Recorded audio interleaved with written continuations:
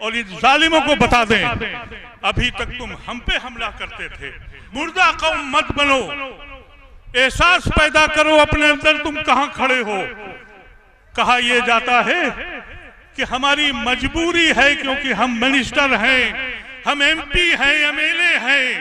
अरे कैसे आदमी हो तुम लोग। नायडू उसने ये कह दिया कि रमजान में 1 घंटे की मरात है मुसलमानों के लिए, और तुम खुश हो गए। तुम्हारे पैर के नीचे से जमीन काट दी। तुमने कहा 1 घंटे की हमें मरात हो गई। कब सोचना शुरू करोगे?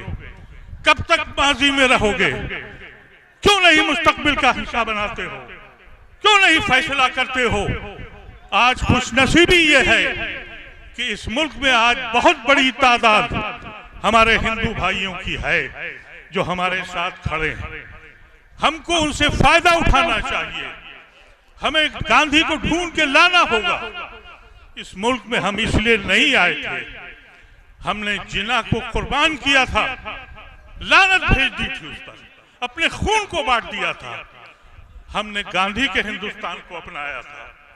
तुम सरवारकर और गोलगारकर के हिंदुस्तान में रह के अफ्तार पार्टियां अटेंड करते हो और कहते हो कि हम मसला हल कर रहे हैं।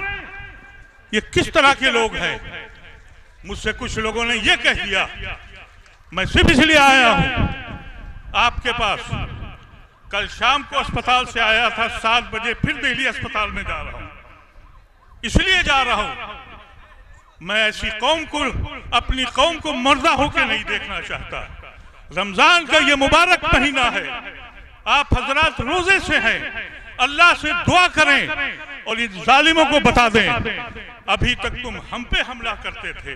पिछड़ा एकता जिंदाबाद जिंदाबाद जिंदाबाद जिंदाबाद जिंदाबाद। तरमीमी बिल वापस लो, वापस लो, वापस लो, तरमीमी बिल वापस लो, वापस लो, वापस लो। वक्त पर सियासत नहीं चलेगी, नहीं चलेगी, नहीं चलेगी, वक्त पर सियासत नहीं चलेगी, नहीं चलेगी, नहीं चलेगी।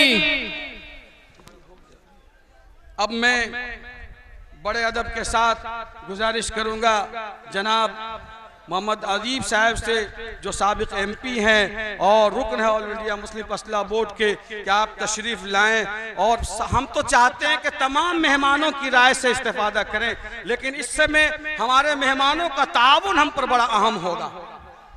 सलाम वालेकुम। आज रमजान के इस मुबारक महीने में आप जो हजरात रोजे के साथ आज यहाँ अपने वजूद की लड़ाई के लिए जमा हुए हैं, अल्लाह आपकी दुआओं को कबूल करे। हिंदुस्तान की तारीख में पिछले 10-15 साल से जो मजालिम हुए, मैं समझ, जरा ये नारेबाजी बंद कर दीजिए। ये वक्त नारेबाजी का नहीं है। ये आप लोग जरा खामोश हो जाएं।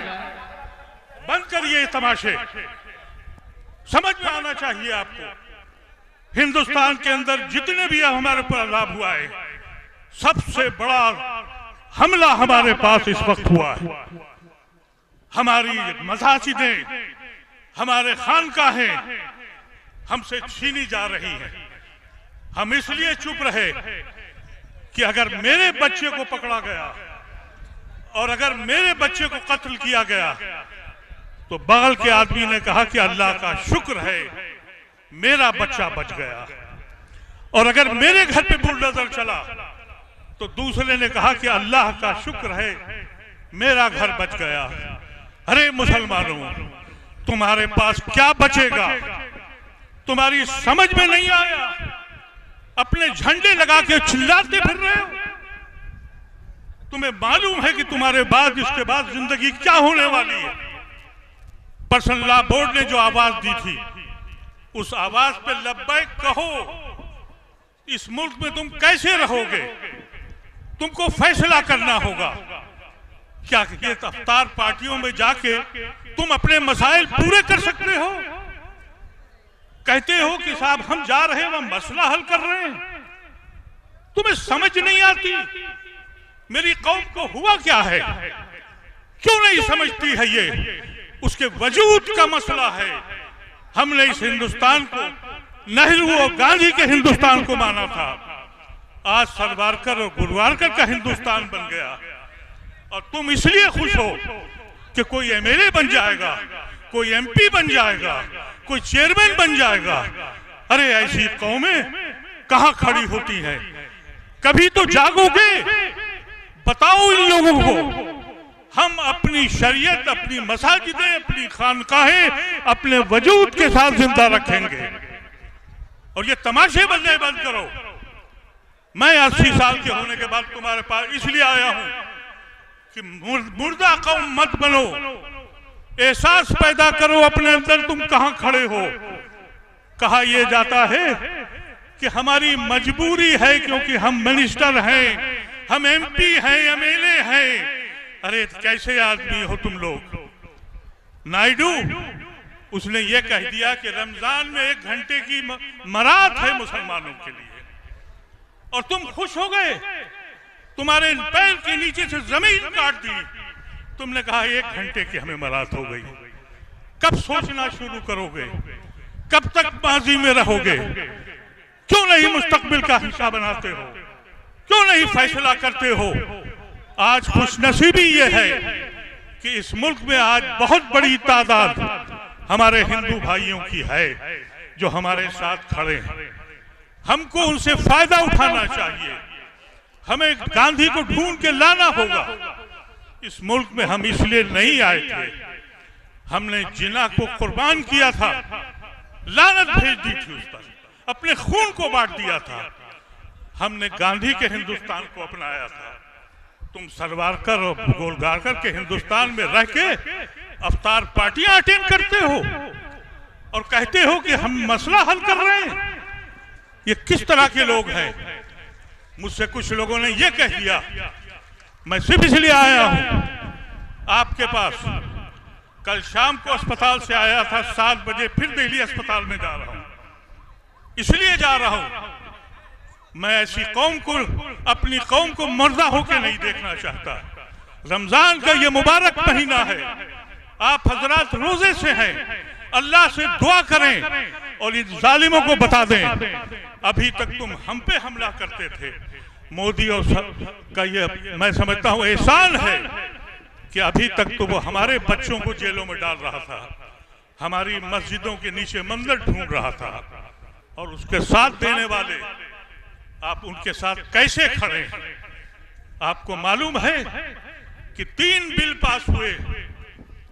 एक बिल 370 का किसने पास किया? एक बिल एनआरसी का किसने पास कराया? राज्यसभा में नहीं थी। और ट्रिपल तलाक किसने करवाया?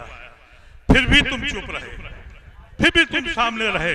हिम्मत है तो कह दो कि मैं अपने दीन से हिसाब नहीं कर सकता, सौदा नहीं कर सकता, मुझे अपने अल्लाह, अपने रब के पास वापस जाना है।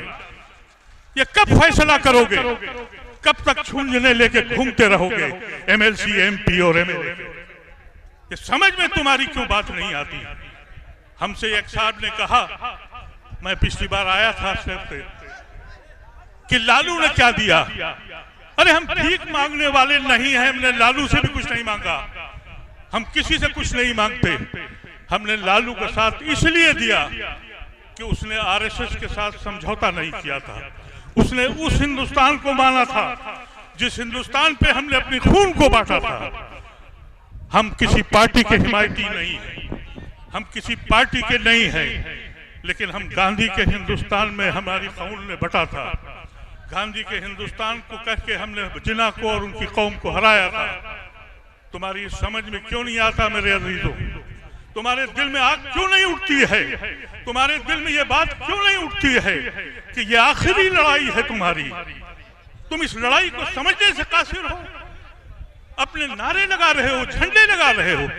अरे इस वक्त निकलो और कह दो कि अगर ये बिल पास हुआ तो हमारा कोई ताल्लुक भी तुम लोगों से नहीं है, और जो लोग इनके साथ हैं उनसे हमारा कोई ताल्लुक नहीं है। और तुम्हारी खुशनसीबी है कि अभी एक बड़ी तादाद गैर मुस्लिमों की तुम्हारे साथ खड़ी है। और अगर तुम यही करते रहे, न जाने कितने हमको छोड़कर किस्मत के हवाले चले गए, ये भी चले जाएंगे तो फिर क्या करोगे? सोचने का वक्त है।